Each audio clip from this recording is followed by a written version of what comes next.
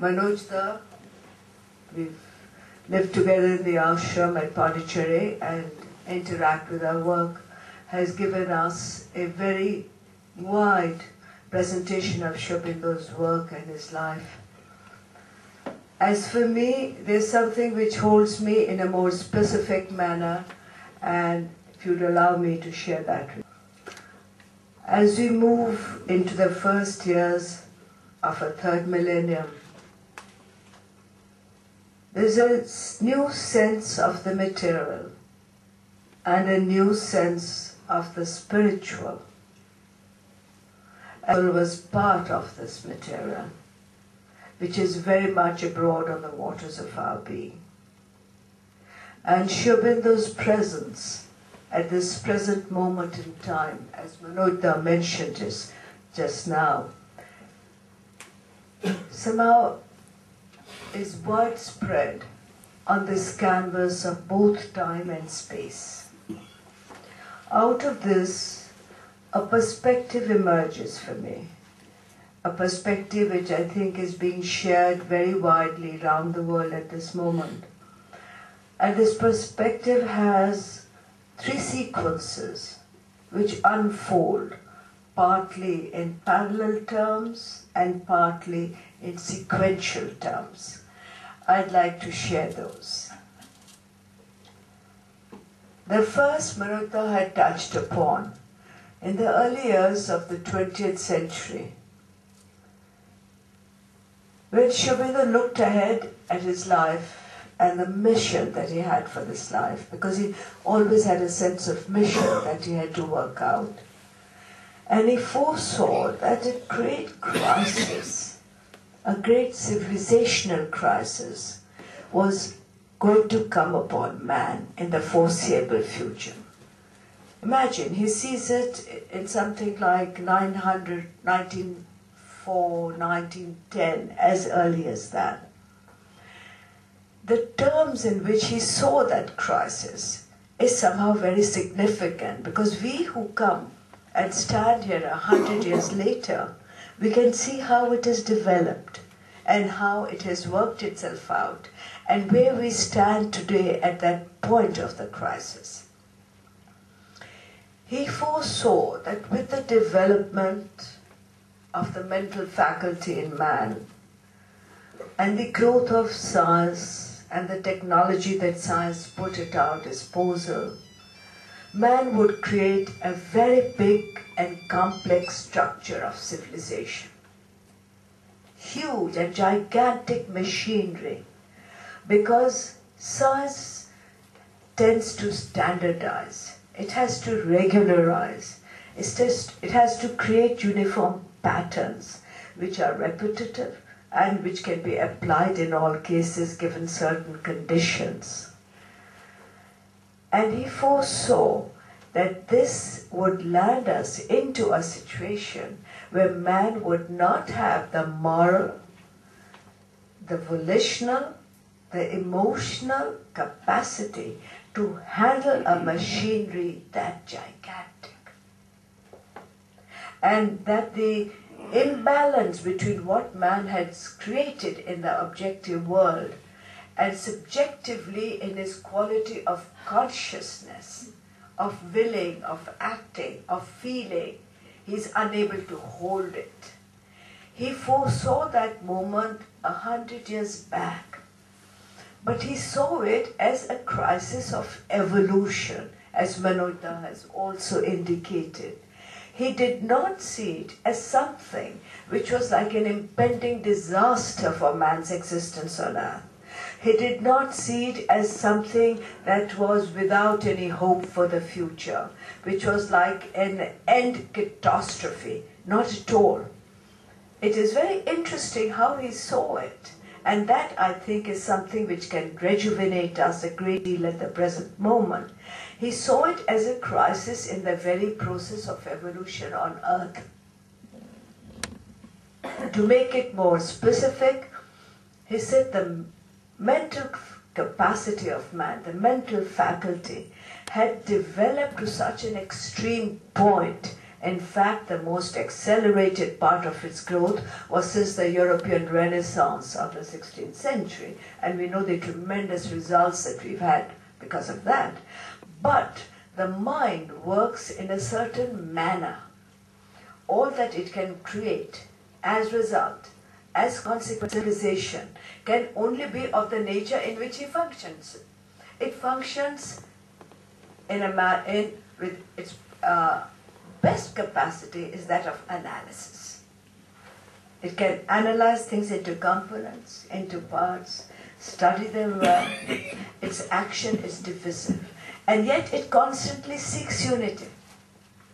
That is the irony of its existence, of the mind, of the mental faculty. Its real function is to analyze, divide, segment, understand, put things together as aggregates. But it seeks desperately for unity and for synthesis, but it can't arrive at them.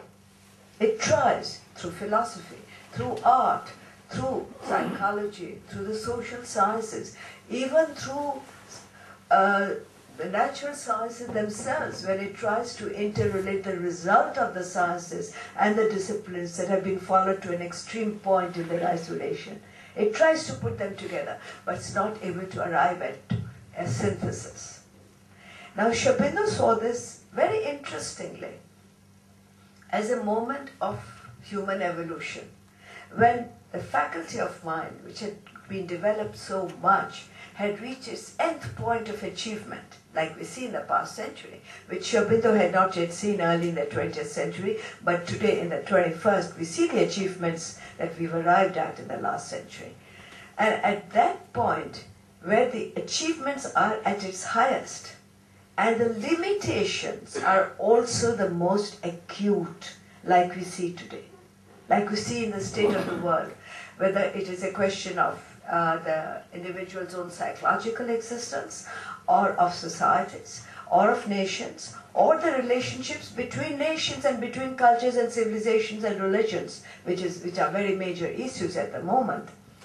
Now, when a faculty arrives at the greatest possible achievement, but also evinces the acutest limitations that are inherent in its manner of functioning, one can be sure that one is ready to move on into another phase of evolution of consciousness, and another quality of consciousness can become accessible to the highest product in evolution, which at present is the man, human being. It's interesting, this way of seeing it, because today a lot of forward thinking is veering on to this point. But Aurobindo, practical, pragmatic, yogic as he was, he has, in a true Indian sense of yogic tradition, he had a question. When man arrives at that point, which was yet a moment in the future, how would he deal with it? What would he do with it?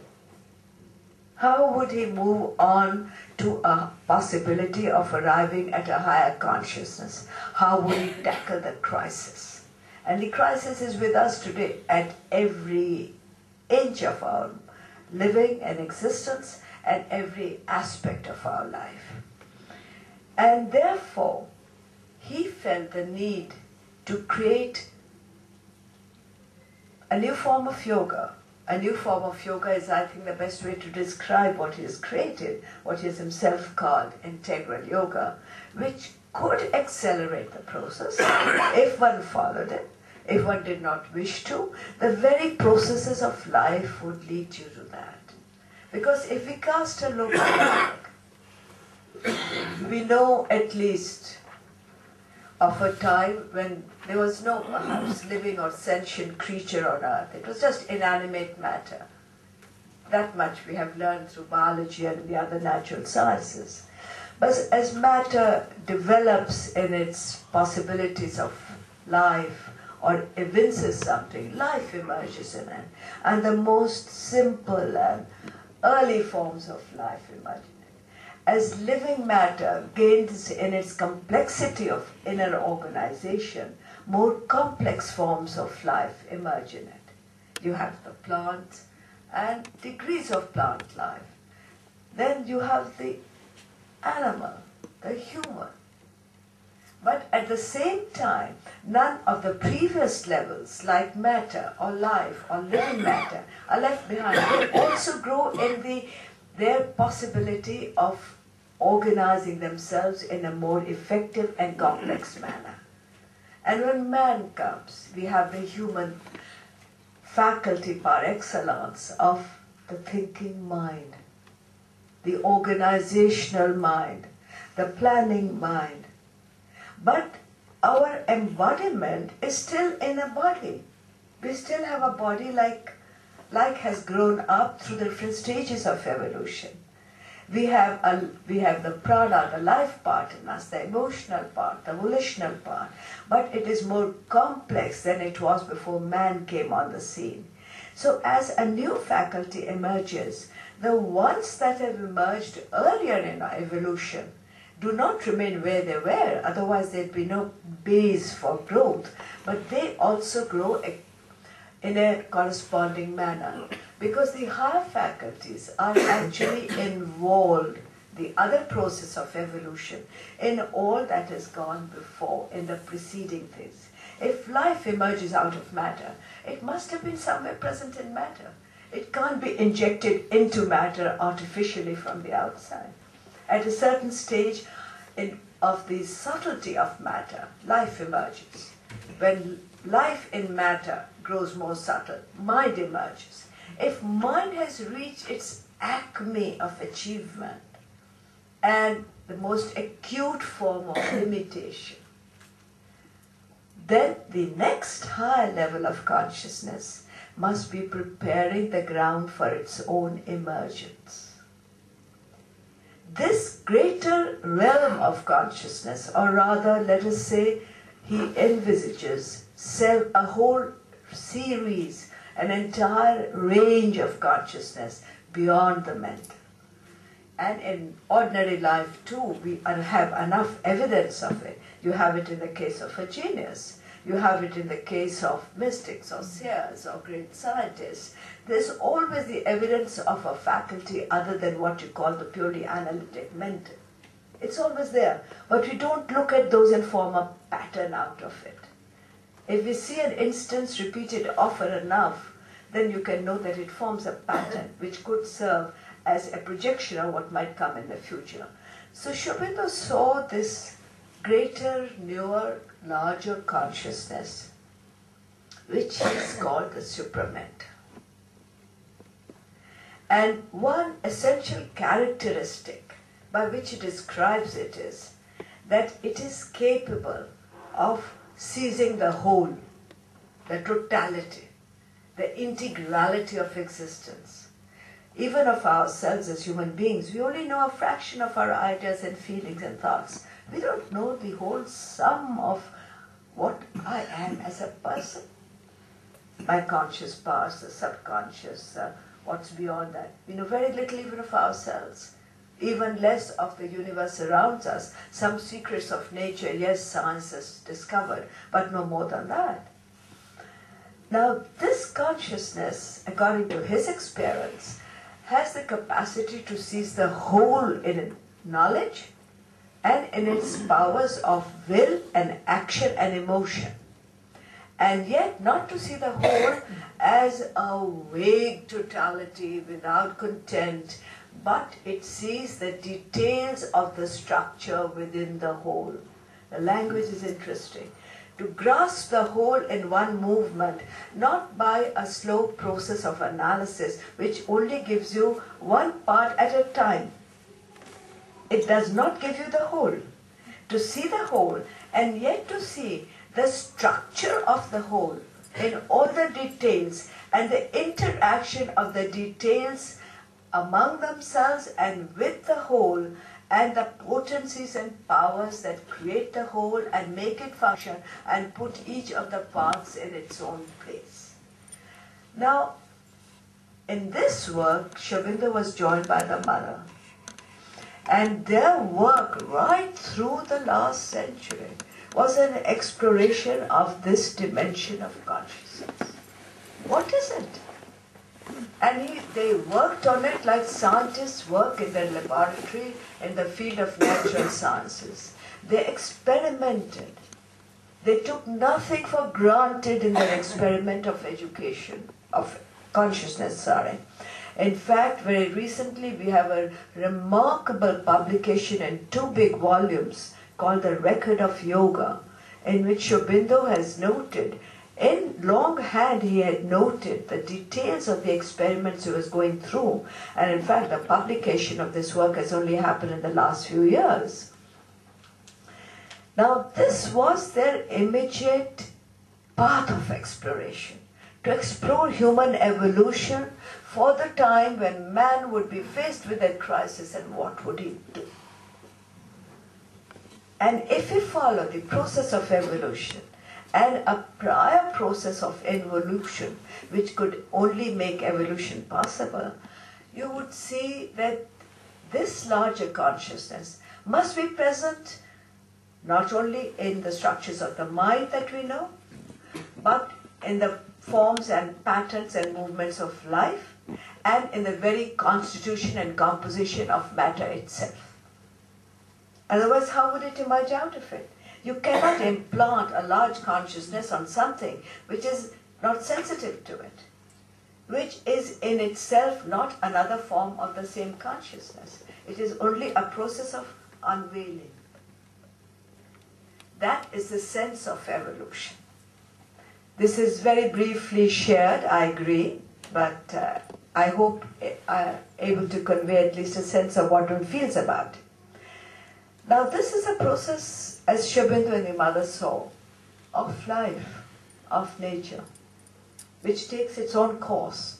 We'll see perhaps in the second sequence how it has taken its own course. But I guess being part of the Indian tradition and that sense of the practical in dealing with human nature. The sense of the practical in dealing with human nature is a very strong element of Indian parampara, if I may use that word. He examined all the old yogic disciplines known in India. Raj Yoga, Bhakti Yoga, Karma Yoga, Gyan Yoga, the yogas of the Tantra, their disciplines, the synthetic yoga of the Gita, and all the other tributaries, to see what is the one common lever of dynamic change which is common to all these processes, which, putting aside the esoteric form or language that one uses, these disciplines are really meant to take different parts of our psychological being to a height of their own development. The mind to a development of knowledge, bhakti to a development of the emotions, and similarly the others, and hatha yoga for the body and the life part. So he wanted to extract the lever of dynamic change which was common to all these disciplines. And he found that all these disciplines correspond, each one, to the pattern of natural sciences that modern science has laid bare, and to the forces and movements by which universal nature works out the process of evolution on earth in its upward striving from matter up to mind and what's beyond. So it is not something which is created in isolation. It is an extraction of the lever of dynamic change, and he saw the correspondence with the movements of universal nature, with the scientist's studies in his laboratory. That is the nature of the synthesis. So we can be quite happily content by making life take its own course, and we grow in it, as we shall see in the second sequence. But if there is a call felt in a human being to pursue this path in more awareness, more cognizance, and perhaps greater joy, then that path also is experimented with and laid before us. The second sequence that unfolds in this perspective is interestingly something which dates from the European Renaissance of the 16th century. Man set out to discover the forces of nature by the reductionist method, and to see how those forces which operate in universal nature could be made use of to create tools which could be put at the service of man for his comfort, for his well-being, not for his harm. That was not the intention originally. And since it was a reductionist method which was followed, the mental faculty being at its best in following that, the method it sought to apply was the subject that you took in hand to study, to break it up into its smallest elements, its little components, to study them, because it's easy to study an isolated part. Having arrived at that knowledge, to put it together, make an aggregate, and say this is sum of knowledge. And certainly the results have been astounding. Let's not minimize them. Sometimes when we talk of the spiritual or of yoga, we tend to minimize the value of science and technology and the purpose that they have not only served, but are increasingly serving today. I would like to share that with you also. Now, in this exploration of matter, in recent decades, it's interesting to note the time factor of these two movements. Sri Aurobindo and the mother started the work early years of the last century. But these discoveries have only come to us in the last few decades in a more mature form, though they did begin in the third decade of the 20th century. In exploring the composition of matter, the physicist first, the biologist also, the physicist found that there are no longer parts in the constitution of matter. Can you imagine the irreversible nature of this discovery? For a long time, the physicist never talked about it, never pronounced it, because he himself couldn't accept it. Even now, it's not easy for him. He discovered that there was something of the quality of a whole in terms of energy that was at the root of matter, not parts. You could not break it up into parts. And that whole was present in each of the parts and gave to the parts its own determinant function within the whole. How close we are coming to a language we have just used in the name of Sri Aurobindo in talking about the supramental consciousness factor and not the physicist working in his laboratory. Somehow, I should not make it personal, but perhaps it has to be since I'm sharing it with you as an individual. It seems to me to be the most significant thing in our times in which we live. We talk of the changes taking place in our time. We don't always know what's the drift of the change. What should we do? But this is the root thing. The nature of matter is found to be that of a whole. The word consciousness is not yet used with hesitation, but that it's a whole of energy which you cannot break up. That, yes. It is an irreversible degree in the field of natural sciences, the discovery of a whole of energy by reductionist method. The contradiction is complete. There must be some superior higher humor in this universe that you arrive at it by such contradictory means. And interestingly enough, those who are technocrats here would know much better than I do, but as a lay person, this much one can sense. All the present technology that we use today, from our little mobile to computer to laser to non-localization, laser surgery, the list is endless. All that is issues from the knowledge of potencies and their utilization that's been gained from this discovery. It's an absolutely stunning and irreversible situation. You can't go back on it. You'll go further.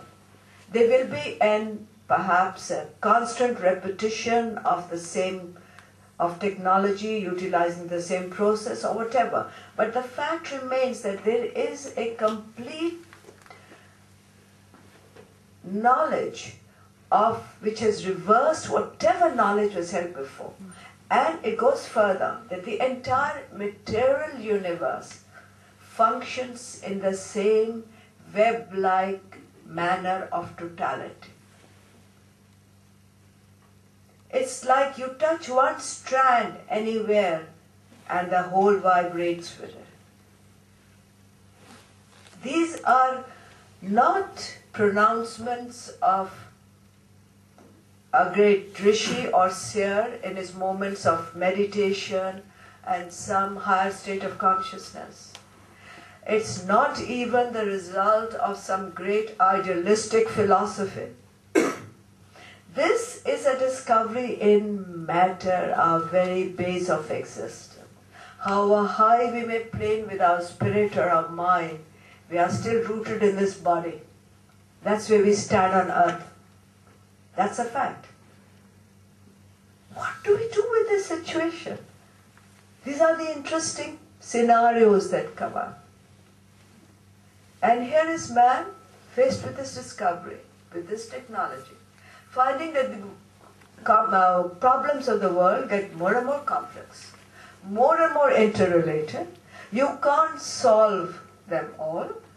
And if you touch one or create a fresh problem, it adds to the total sum of problems you have already. It makes it more complex. It makes it harder to solve. That's why nothing's moving at the moment and you feel everything is a stalemate. This is exactly where we stand. And on the other hand, we have two very contrasting things. We have a technology which has made us live in another time and space. From very simple examples to greater ones. You pick up a little mobile. You formerly had a desk telephone. You expected to find a certain person at a certain time, at a certain place. Now you pick up a mobile. The person that you're trying to get could be anywhere in the world, could be doing anything. You haven't a notion. Suddenly, through that little call, you are transported in space and time in an astonishing manner. You take it for granted because you're used to it. But we realize, what is it doing to our thinking and our feeling? Our sense of the world will grow. Our sense of space will change. Our sense of time will change. Our means of communication will change. They are no longer external. They were not internalized in terms of consciousness, but they are still internalized in terms of the absolute objective. They are subjective up to a point. And the latest points of research in the field of science are in the field of the micro. It fascinates me somehow. Not the macro. The results that are achieved are applied in the macro. But the research is in micro, whether it's microchips or it's laser surgery with the minimum of material intrusion, or it's microfinance. It's as though you want to get to the smallest to open out to the largest. Somehow a lot of the old wisdom of the microcosm and the macrocosm keeps coming back to you in contemporary times with these things. On the other hand, the contradiction is of us as human beings. Here we are in a wide world. Our communication, our travel, the globalization in strategic terms or economic terms or whatever, down to dress habits and food habits and everything, is there with us. Yet our mind still retains its essential quality. The imbalance between what we have created in the objective world and what we are in terms of our subjective consciousness is quite untenable. And yet it's exercising a tremendous transforming role. One sees that slowly people are beginning to think differently. Slowly, under pressure of what the objective world is giving us. We're beginning to feel differently. You have sympathy for cultures and peoples around the world, not a full identification, but you have an understanding, you have a feeling. Your habits are changing, things are changing. So whether we follow a conscious yoga of change of consciousness or not, I mean the very objective world that we live in is bringing about a change in our manner of being. This leads us to another very important question of our times. There is such a need at the moment to discover new ways of life, new ways of being. In a sense, the old cultures of the past, cultures in the sense of values, or in the sense, I would say, of political ideologies, certainly, we've seen them all, or in terms of economic models, the distribution of wealth around the world, so many other things. You know, these are areas, education, new forms of education, these are areas in which we are seeking for new things. We don't quite know in what direction, but we wanted to change something in life. It is amazing to see how Sri Aurobindo and the mother worked out around 19, 20, 30, this path of integral yoga. Today you see around the world a number of what they call transformative practices. It's become a very interesting phrase. And there are many people around the world who are working out different patterns which suit the cultural norms and mindsets of those countries, of how you can consciously move into new ways of living. I find two things fascinating here before we move on to the third and final sequence. Here was an attempt by Sri Aurobindo and the mother made by exploration in consciousness, though done by a method which was rigorous, austere experimentation, like all yogic disciplines in India have done for millennia. That is not new. No yoga in India has come about without that rigor of experimentation which a scientist shows in his own field. And somewhere around the middle of the last century, but much more towards the end of it, science in its exploration of matter by a reductionist process, not by a process of experimentation by intuition and subjective means, but by objective and analytic means. It has arrived at the discovery of wholes. Not wholes perhaps at the level of the mind or the life, but certainly in matter and the functioning of the material universe, and biology in its research into the living cells which form the body, which form the body of matter, whether it be matter of plant or animal or the human. That's arrived at something of a similar nature. Now here we are, the beginning of the third millennium. Two processes, one in consciousness, one by the means of the scientist in his laboratory. The methods are contradictory in the extreme, if one likes to use the word extreme. The results are convergent.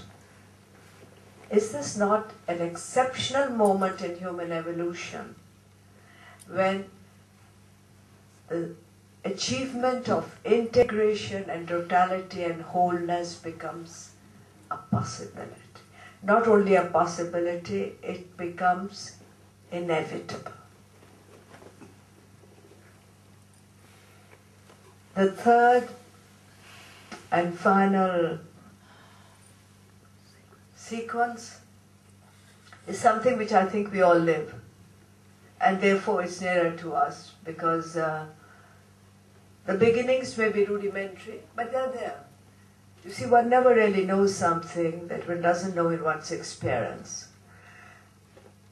One sees a generation coming up in India as elsewhere around the world. And I don't think the generational fact is one of years. It's a question of beings and their consciousness. Because there are people who can count many years behind them, but many years ahead of them also. And their consciousness is very aware of this. This generation has a very different sense of the material and the spiritual, and the opposition between the two, the antinomy between matter and spirit, which is the most fundamental of all the antinomies known to man, to any philosophy, any thought, any way of life, any civilization. That line seems to be thinning. The material and the immaterial are kind of creating an expanse between them, where you don't know where really you stand. And this generation has a sense of the spiritual, but they want to manifest it in the material. They have a sense that the material carries the germs of that spiritual, that it is a curious kind of a resting place for the spiritual, which traditionally we have not been accustomed to experience. It's a kind of a new spiritual that molds matter, that even the scientist is discovering as emerging in it. And it wants to create new forms, which are very often hard to recognize. They don't conform to any of the old forms of ritualism or spiritual life or spiritual thinking. But a few things which are characteristic and which in their qualities show there's another kind of consciousness, 2 or 3 points which we can identify much more easily are, they have a sense of transparency. They want everything to be clear and transparent, and they have a sense of the integral. They don't want things piecemeal. They want the totality, whether in their own being or their own life or the way of living or the way of working. All the science of ecology and all the rest, they're little offshoots of this, all globalization. This is the essential. The other, and that you see in all the disciplines of the world today, they're in need of creating holistic structures, whether you see them from architecture to the disciplines of natural sciences or anything. Holistic structures in which there is the richness of diversity, but there's a basis of oneness. And of course we really run into the problem when we come to religion and to international relations. I mean, we know all the problems of the modern world, so we won't go into that. But they need to combine these two in holistic forms and structures. And I think another quality that they have is that what they're trying to do must be a fact of experience. It must be lived in. Not a profession of faith, and not a profession of intent. You know, a profession of intent can take you very often away from just living it. These are somehow some of the qualities that you see in evidence, and they seem to be symbolic of the kind of future that we seem to be living in our present times. And as far as one's attraction to Sri Aurobindo and the mother and their work grows, it's because they make some of these signs more easy to decipher. And they're like signposts that you can hold on to and move ahead. Well, thank you for letting me share all this to you, because when Raji talked about this event, somehow this is what came to me. And I wasn't quite sure if it was the right theme to share, but I could not go off this theme into another, so I stuck to it. And I would like once again to say how deeply I appreciate the fact that with all of you here, Kapilaji is sitting right there, and she's listened to me and shared it and responded. I felt that right across the room, even if you went physically any closer. So thank you very much for that.